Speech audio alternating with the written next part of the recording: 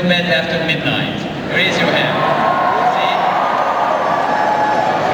Now, I would like to start by saluting the golden graduates, the half-century Huskies.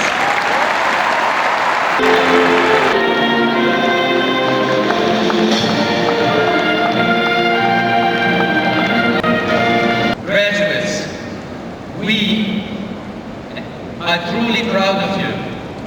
We salute you and we share in the joy of your accomplishments.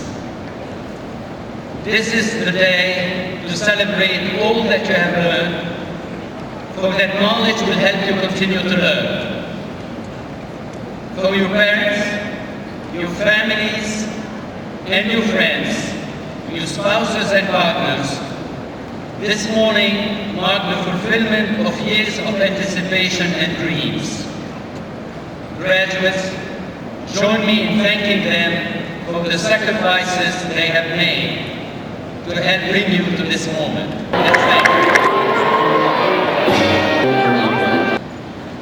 My charge to you today is to use your power and privilege as well-educated individuals to transform the world for the common good.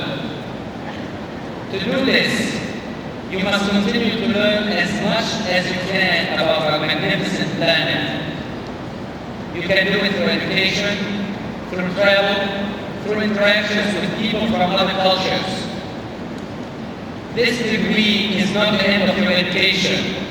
It is your launching pad, your ticket to explore the world and question what you find. Wherever you are headed next, make sure to stop and discover new places. Push the envelope and step out of your comfort zone. Learn to embrace change, both technically and humanely. We all know that the world in which we live is vastly different than it was 20, even 10 years ago. It's a world defined by interdependence and not insularity.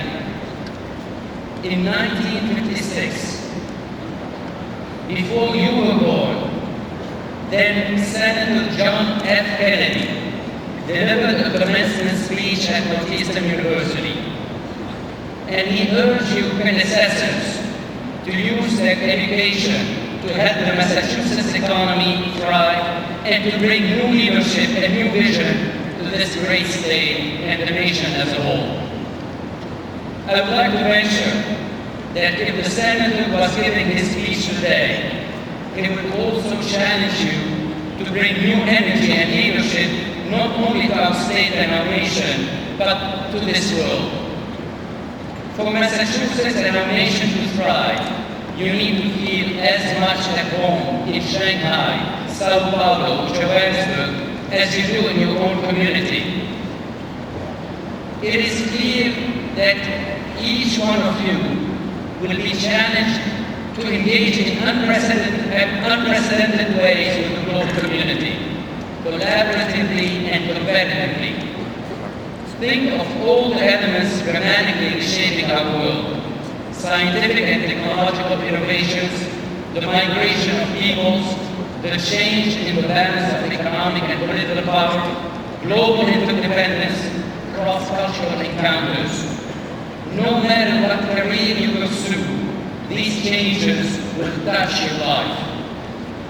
In such an exciting and challenging period of alteration and growth, the opportunities for educated people like you are extraordinary. Your minds are curious and eager to know more. They are pluralistic and embrace diversity of ideas. You are prepared for successful careers and meaningful lives. You are prepared to be citizens of this world. You cannot afford to confine your worldview to a single city or culture or continent for that matter. In the 21st century, greater cooperation among nations is essential to addressing global challenges at home and elsewhere, be it world poverty and the spread of infectious diseases, or global warming and the need for new energy sources. Our well-being as a city and nation is dependent on the well-being of other cities and nations. Yet the differences both between nations and within them are substantial. You, the world's future innovators, are charged with helping us understand the nuances of these differences. We rely on your enlightened leadership and vision to help us cope with the global test of our time. Today, you earn more than a diploma. You hold values and sophisticated skills that will allow you to thrive in this global world. Treasure them, use them with confidence, and do not let them get rusty. Thank you.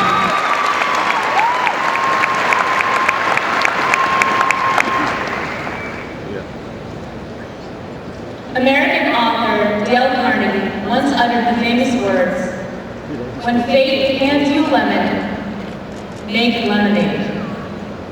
I've always been a strong proponent of making the best of the worst situations. But when life handed me the biggest lemon of all just 3 months ago, I was pretty sure Dale Carnegie was full of it. I received a call late one night, and when the voice on the other end told me that my mom, a psychotherapist, had been killed on the job by one of her patients, the world around me literally fell apart. In the chaos of those first couple of weeks, I remember thinking back to Dale Carnegie's words and wondering just how I was supposed to make lemonade out of this one. And then something happened. I realized that there was nothing to do but to go on. There was nothing to do but to face this challenge just as I had faced every other challenge before.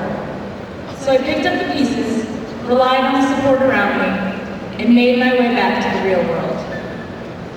By now, perhaps you're all wondering how this story relates to the reason that we're all sitting here today. Why bring up such a depressing story at a time when we should be celebrating our achievement? Well, I'll give you one reason. Because if it weren't for the lessons that I've learned during the past 5 years at Northeastern University, there's a good chance that I wouldn't have known the first thing about how to take a lemon and make it into lemonade. I've often wondered about the value of a true education. I've pondered over the meaning of Sir Francis Bacon's claim that knowledge is power. And I've come to realize that the value of education is not the rite of passage itself, but it's more about the possibilities for the future. Here at Northeastern, I've learned not just how to calculate a margin of error or analyze Plato's Republic, but through this process, I've learned how to think and the choice of what to think about. Professors, administrators, mentors, and staff at this university have taught me over and over how to see the obvious yet to extract the unseen. I've been taught how to see an issue from someone else's perspective, whether the issue is a disagreement among politicians on a government policy or a disagreement between roommates over who did the dishes last. An old Latin proverb dictates, we learn not at school, but in life. Here at Northeastern, we've been lucky enough to learn from both. Not only have we gained maturity through experiencing the daily grind of a 9-to-5 workday, but we've also learned how to listen, how to lead, and how to address an issue with thoughtfulness and insight. Through our experiential education, we've gained not only intellect and maturity, but we've learned how to use it. We have taken theory and made it practical. We have learned the freedom that comes from education. We've learned how to extract power from our knowledge. Our time at Northeastern has been full of great memories and moments. The friendships we have built are for a lifetime, and the pathways we've embarked upon and the challenges we have faced are just the beginning of this new and exhilarating phase. I have learned that we are the generation that can mend the errors of the past. Now more than ever is a time for progress. Our generation is not a lost one as some claim. We are more involved in politics than many who came before us. We care to be the change we want to see around us. Every generation has its own challenge, but with every new challenge, we're given a new set of tools. We have reached today with a fresh set of tools. Ones named Google, YouTube, Facebook, ones that have changed the world community and the prospects of our future, and ones that will allow us to forge new paths in politics, medicine, art, engineering, business, science, and in life. We have molded and shifted this campus with our presence and achievements. We have seen Northeastern through the top 100 revolution to the opening of the first Starbucks on campus. We've done great things for this school, and now we must challenge each other to do great things for this world. Ladies and gentlemen of tomorrow, don't ever forget this moment. Don't ever ignore your thirst for knowledge, your hunger for truth. Never ignore your ability to see both sides of the story, and to forgive, even when it seems impossible. Never forget what your professors and mentors at this great institution have taught you. Never look at your experience as average. Don't think of Northeastern and only remember the times when things just didn't go your way. Think of what you have learned and what you have been taught. Remember the staff member that helped you through the NU shovel, or the classmate who helped you get through the death of someone who meant the world to you. Recognize the obstacles, but don't forget about the solutions. Remember how to take those lemons and make them into lemonade. Love what you do. Never settle. Be passionate and compassionate. Love yourself and those around you. Talk less and listen more. Open your mind, have your own opinion, and most of all, inspire others as you've been inspired. Pay it forward. We are the future forgers of peace, curers of cancer, abolishers of genocide, architects of industry, inventors of truth. As the great Roman poet Virgil once said, they can because they think they can. Each of you sitting here today has a discoverable gift, and let us challenge each other to settle for nothing less than achieving the promise others see in us and we see in ourselves. Ladies and gentlemen of the Northeastern University, class of 2008, your path is yours. Your story is your own. Make lemonade.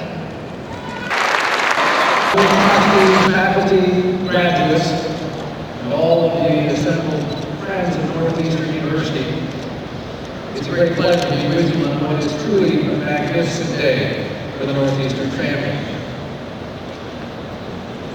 I very much appreciate that generous introduction, and I'm somewhat at a loss how to respond, so let me instead quote the words of the humorist Robert Benson, whose birthday is today. Drawing on my fine command of language, I will say nothing. Except, of course, thank you very much. Standing here at the center of this garden, the assembled legions of the Husky Nation, truly a remarkable experience. It is awesome to behold what this institution has become. Northeastern has far surpassed the dreams of your first president, Frank Palmer. But you never lost sight of his vision. He believed strongly that the purpose of education is to carry the work of the school into the home, the office, and society. All of us who are here this morning to honor and support the class of 2008 are excited to imagine what each of you will carry into society. What amazing achievements do you have to the already impressive contributions made by Northeastern alumni. The graduates of this university have become leaders in every sphere of human government, in every part of the globe. I have no doubt that you will too. In thinking about what I say to you today, I asked several people what they remember about the addresses at their own semesters. Rather remarkably, few of them remember anything at all. Perhaps that's not so surprising, because it's not that the rest of the speeches fall on deaf ears, it's that they fall on preoccupied ears, and rightfully so. This is a momentous occasion. After years of effort, long nights, seemingly endless lab exams, you are actually finally graduating.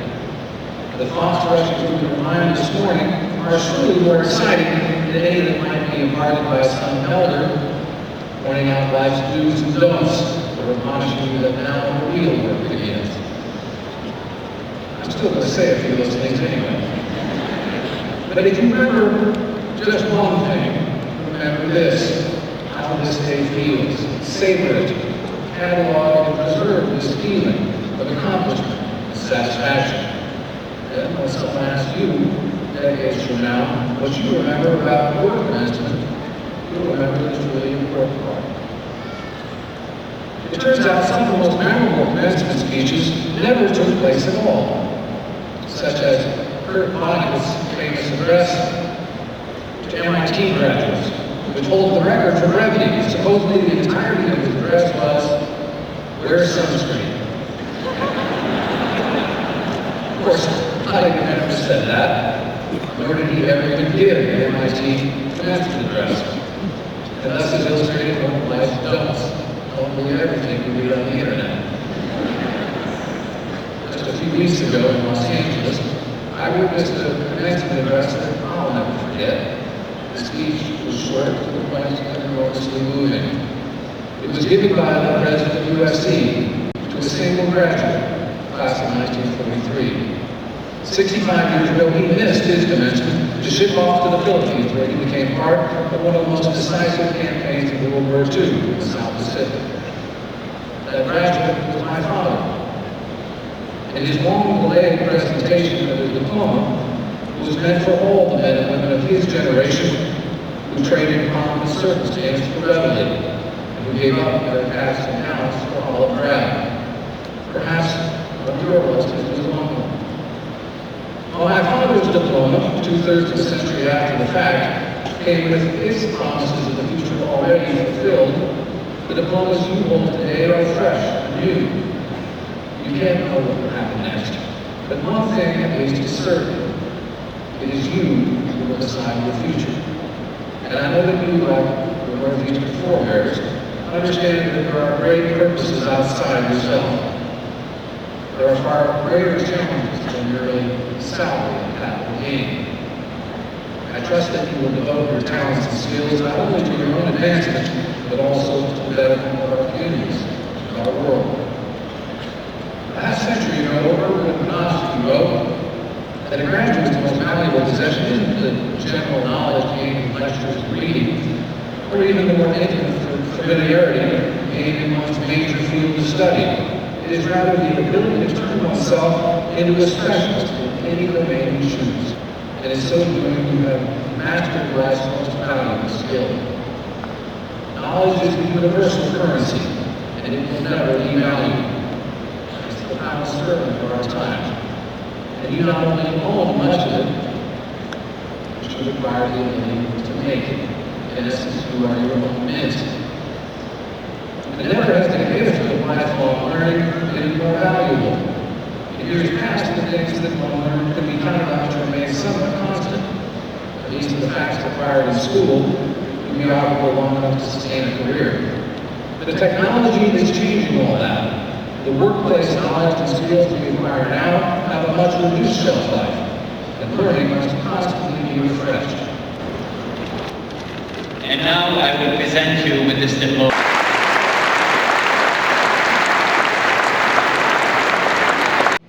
You will have to be more intellectually nimble than any who have ever come before. This is therefore the perfect occasion to consider, briefly, the meaning of these changes that future technology will constantly make in your lives. What kind of change do I mean? Let me illustrate by giving you an example from the agency that I lead, the U.S. Securities and Exchange Commission. The SEC will turn 75 in just a few months. Since 1934, it has collected information on companies whose stock is publicly traded on U.S. exchanges. And it's made that information publicly available to investors and markets. The purpose of all this public information is to help you as an investor to decide what stocks or bonds or mutual funds to buy. But for most of the 20th century, the information was made public by mailing small bits of it to shareholders once a quarter, along with a more substantial report once a year.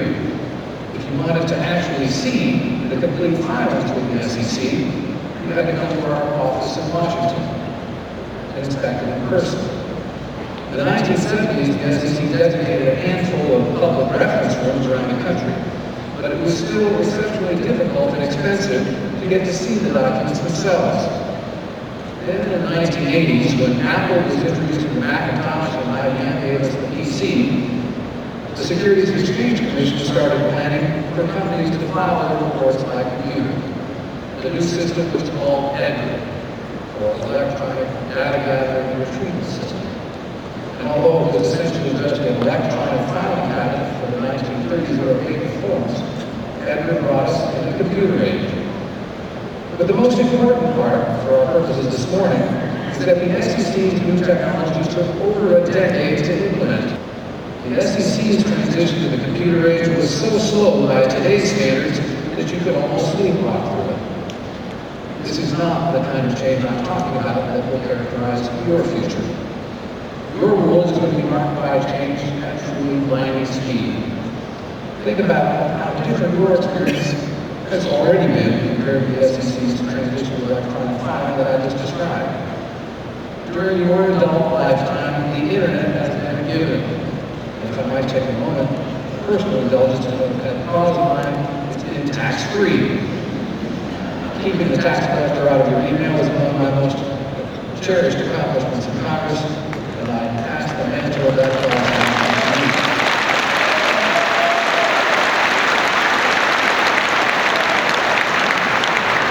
As part of the millennial generation, you were the force that drove innovations such as MySpace and YouTube, and as they passed into the mainstream, you've witnessed their replacement on the cutting edge by dozens of new social networking services and virtual worlds.